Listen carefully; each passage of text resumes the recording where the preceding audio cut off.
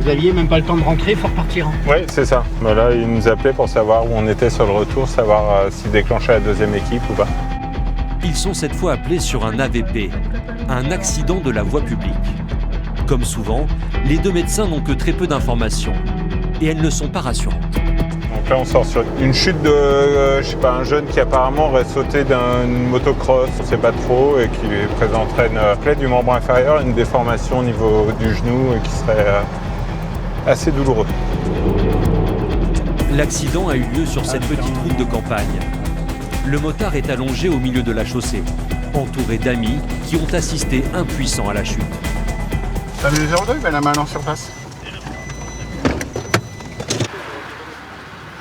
Bonjour. Bonjour. C'est l'équipe de Sueur de Lange, je suis le médecin. Qu'est-ce qui vous est arrivé? Je me suis cassé la gueule en moto. D'accord. Si tu veux, Okay. il sort du virage, il cabre. Ouais. Non, en fait, tu vois, la moto elle est montée droite. C'est bon? C'est un vrai. Même s'il est conscient, ses blessures semblent graves. Vous êtes suivi pour des maladies particulières? Non. Non, vous prenez des traitements? Non. Aucun traitement. D'allergie? Non. Vous n'avez pas perdu connaissance? Non.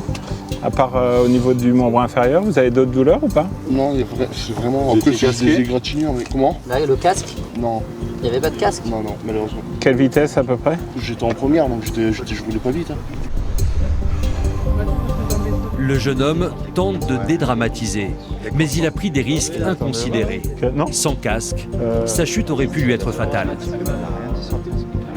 Pour ça, on va vous installer dans le camion des pompiers, après on va désinfecter pour regarder. Ok. Et après, de toute façon, vous allez aller à l'urgence. Faut qu'on fasse des radios pour voir si c'est cassé ou pas. Par contre, il m'endorme. De quoi? S'il faut opérer, il m'endorme. Ah, Il n'adresse pas l'argent comme ça. Non, vous inquiétez pas. Il y a des médicaments pour ça. Le genou du motard est très gonflé et extrêmement douloureux. Il doit être fracturé.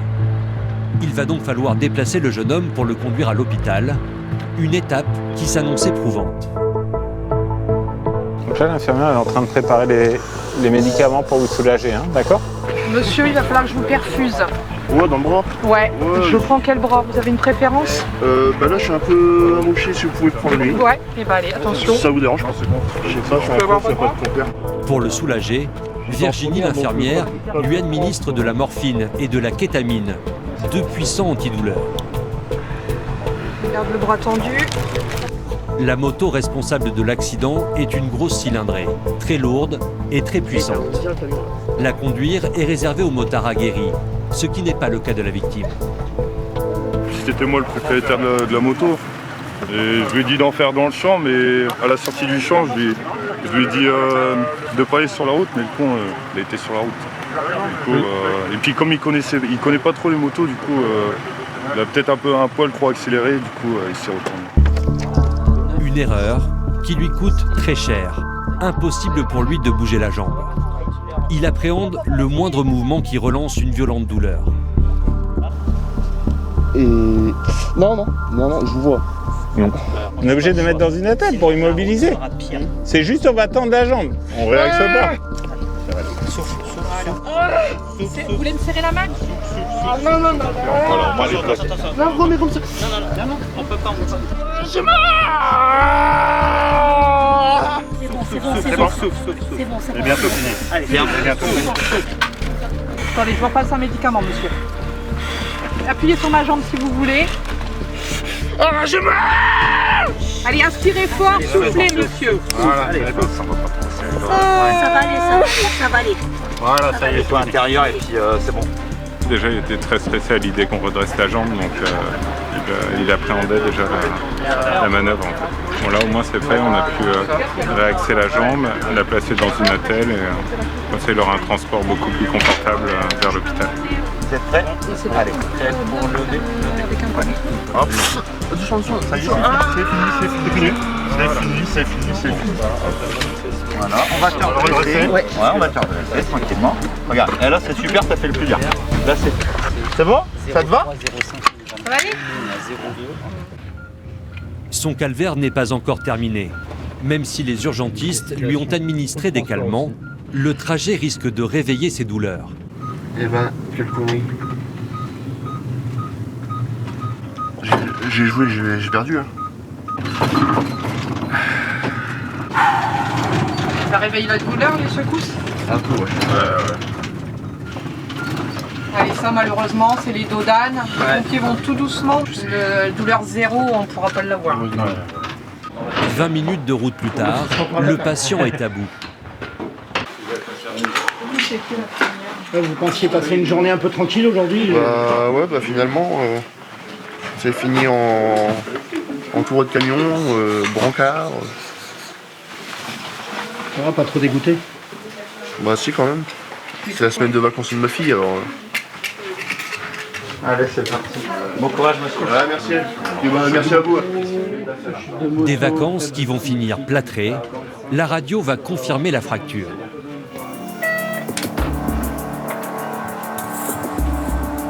Ah oui, c'est cassé. Oui. Oui. Là, tout ça, c'est la fracture. Tout ça, c'est cassé. Même ici. Donc, c'est une fracture qui est complexe. Il faut compléter par un scanner pour lui, pour l'intervention. Parce que le jeune sera opéré. Le scanner confirme à son tour le premier diagnostic des médecins. Voilà, donc nous avons ici une image en 3D. Donc, voilà. La fracture est grave. Il doit être opéré. Un chirurgien réalisera une ostéosynthèse, une intervention qui a pour objectif de maintenir entre eux les fragments d'os. Des broches ou des plaques seront posées. Pour le motard, débute une longue convalescence. Il devra attendre encore de longs mois avant d'enfourcher à nouveau un 2 roues.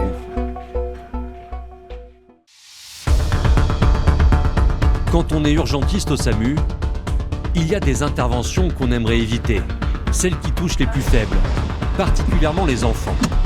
Ce matin, la vie d'un d'entre eux est en jeu. C'est des situations qu'on n'aime pas du tout, et surtout sur la pédiatrie. Donc là, on se prépare psychologiquement à intervenir sur un enfant, donc c'est un peu particulier. Donc, voilà. Sur les visages, l'angoisse se lit. Un petit garçon de 2 ans serait en pleine crise de convulsions. C'est sa grand-mère qui a alerté les secours, en panique.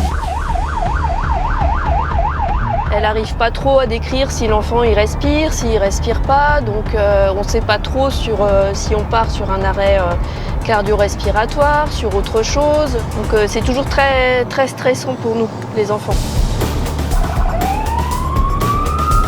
Nathalie, la médecin, est accompagnée aujourd'hui de Nora, l'infirmière, et d'Alex, l'ambulancier. À peine arrivée sur les lieux, toute l'équipe se précipite dans la maison. Les pompiers sont déjà présents. Bonjour. Test de température. Bonjour. Bonjour. Bonjour. Allongé sur le canapé, le petit garçon est immobile. Il a beaucoup de fièvre, mais ne convulse plus. Sa famille est sous le choc. Depuis quand elle a de la fièvre? Hier soir. Ah, hier soir. Hier soir, d'accord. Je lui ai donné Doliprane, mais ça fait son effet. Il a très bien dormi. Ça a remonté un peu à 4h du matin. Ouais. J'ai redonné un Doliprane. D'accord. Et puis là, apparemment, le Doliprane n'a pas fait vraiment son effet. Et puis il a fait des convulsions. C'est la première fois que ça lui arrive ou c'est quelque chose qui était déjà arrivé? Ouais. Vous étiez présente à ce moment-là? Non. Vous étiez là? Vous pouvez m'expliquer ce que vous avez vu? Il était sur sa grand-mère assise. Oui. Il a ce coup qu'il les yeux. Il remontait les yeux. Oui. Fixe. Puis après, il était comme ça. Oui. Donc on l'a pris, on l'a fait un peu. Oui. On l'a fait bouger un petit peu, on l'a fait bouger un petit peu. J'avais l'impression qu'il était un petit peu engorgé, quelque chose qui dérangeait. Oui. Ouais. Ses lèvres ne sont pas devenues toutes violettes, toutes bleues. Non, il a juste un petit peu de salive qui sortait. Nathalie ne doit passer à côté d'aucun symptôme. Poussée de fièvre, convulsions, elle craint la méningite, une infection gravissime qui peut être mortelle. Alors par contre, comme c'est la première fois que ça arrive, il va falloir qu'on l'emmène... vous allez venir avec. On est toujours mieux avec sa maman quand même. À 2 ans, la présence de tous ces secouristes est impressionnante. Le petit garçon est angoissé. Allez, on va tirer son petit casque.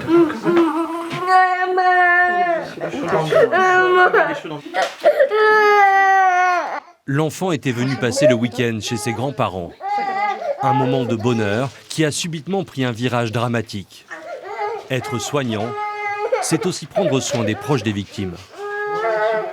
Ça va aller, monsieur? Oui. Ouais. C'est pas eu trop peur? Un petit peu, oui, c'est normal. Vous êtes son grand-père, hein? Grand-père, oui. Vous avez dû se voir stressé, hein? Bah, je joue l'encore. Ça va mieux. Ouais, c'est... Vous avez dû avoir peur, hein? On a eu peur. Bah, surtout, ma femme qui a paniqué, alors... faut essayer de maîtriser un petit peu, mais bon... Ouais. C'est pas toujours évident, hein. Puis ils ont été vite, c'était efficace. C'était bien. Les pompiers sont arrivés assez vite. Bon courage. Merci. Et merci d'être arrivé si vite.